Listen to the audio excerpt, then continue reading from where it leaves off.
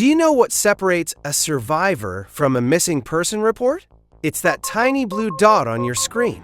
You've spent your whole life being escorted by Siri's invisible hand. But then, the collapse happened, and Siri is dead now. The servers in Silicon Valley are piles of ash, and the cell towers are just expensive lightning rods now. Through panic, luck, and sheer survival instinct, you made it out of that burning city before it turned into a tomb. Look, most preppers nail the gear part. You've got the beans, the bullets, the water filters, but there's one skill that 90% of even experienced preppers never actually practice, and it's the difference between reaching your bug-out location and dying within sight of it. You're heading to that rural area you planned for, 50, maybe 60 miles away, far enough to be safe. Close enough to reach, then your vehicle dies. You're on foot now, in the woods, alone or worse, with family depending on you to know where to go. You're standing there with a dead piece of black glass in your hand, realizing you don't know where north is, and you might have been walking in circles for hours.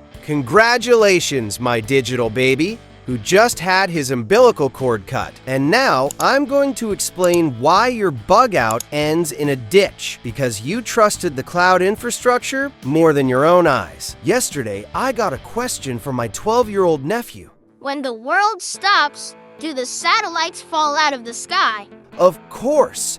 They'll get lonely because you stopped posting stories, and they'll commit collective suicide. Listen closely. The GPS satellites sit 12,000 miles above you, shouting their position and the time into the void. Your receiver doesn't talk back. It just listens. It's a passive, one-way scream. If you have a dedicated Garmin, not a phone, a real handheld, and a way to power it, congratulations, you have navigation.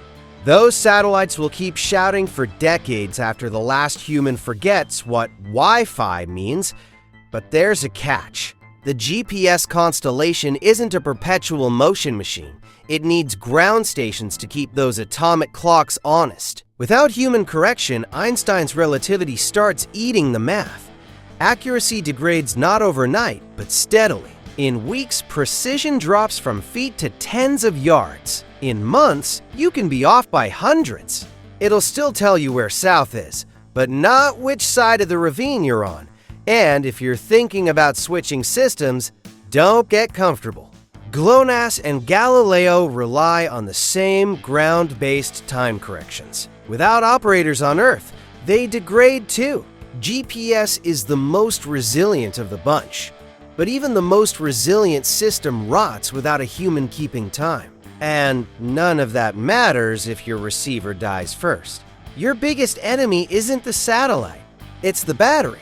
If you're relying on a cell phone for navigation, you're already a footnote. The screen needs power like a forest fire, and the glass shatters the first time you slip on a wet rock. You need a handheld GPS, not a phone, a dedicated unit. Two types exist.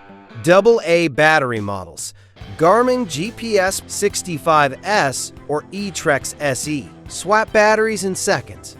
Carry spares. A pair of lithium AAs can give you over 20 hours of active tracking. Switch to expedition mode, where the unit sleeps most of the time and wakes periodically to log your position. And you're looking at weeks of navigation. Built-in rechargeable. Garmin GPS Map 67. One charge gives you up to a week of full-time GPS or more than a month in expedition mode. Alpinists use them because they survive impacts that would turn your smartphone into expensive gravel.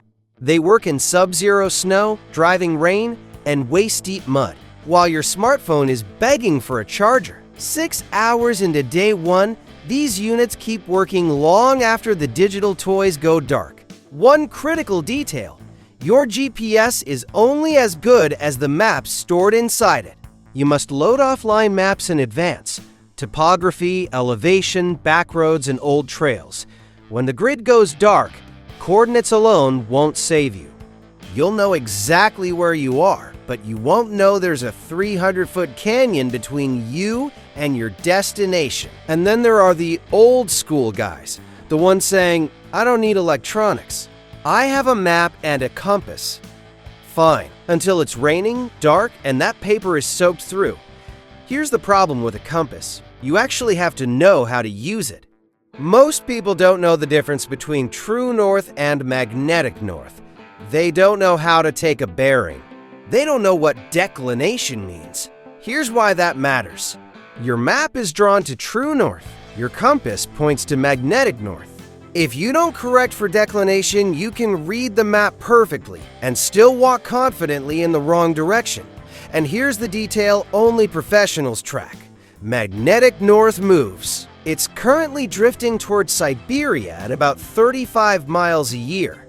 That declination printed on your 20-year-old map? It's based on a pole that was 700 miles from where it is today.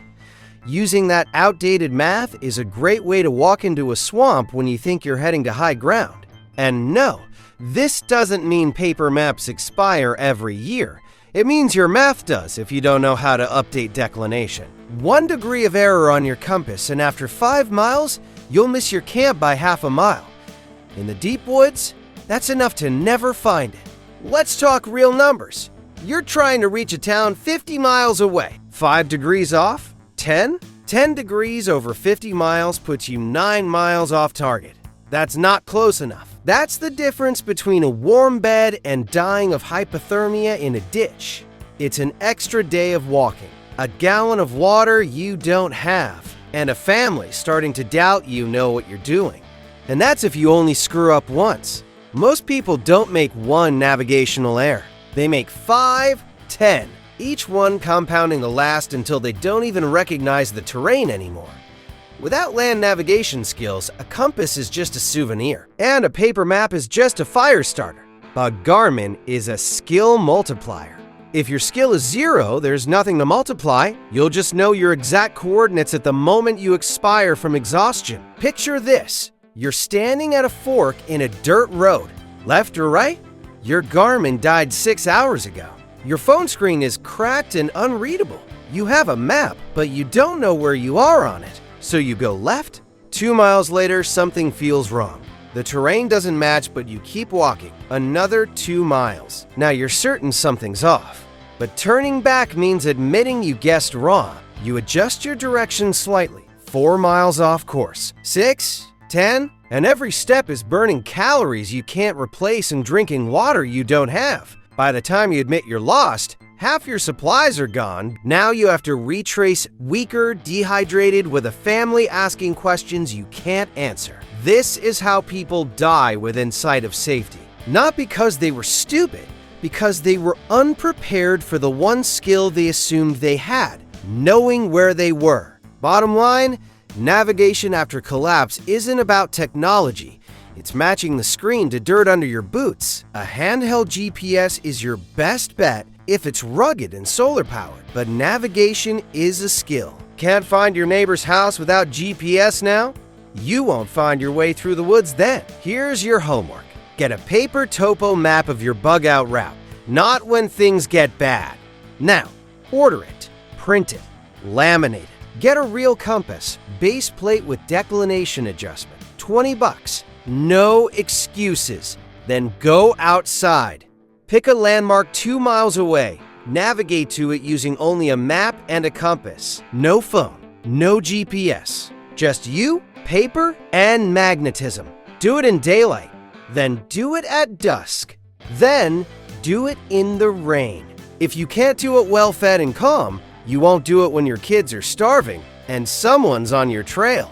Advanced? Dead reckoning, counting paces, and tracking direction from your last known point. Combine that with celestial navigation, sun by day, North Star by night. Those skills that predate GPS by 10,000 years and were known to our ancestors because long before satellites, navigation was never just about direction. GPS isn't your savior. It just confirms you're not completely lost yet. Spoiler. Sometimes the hardest navigation problem isn't finding the destination, but finding out whether you're a load to stay. Don't get lost!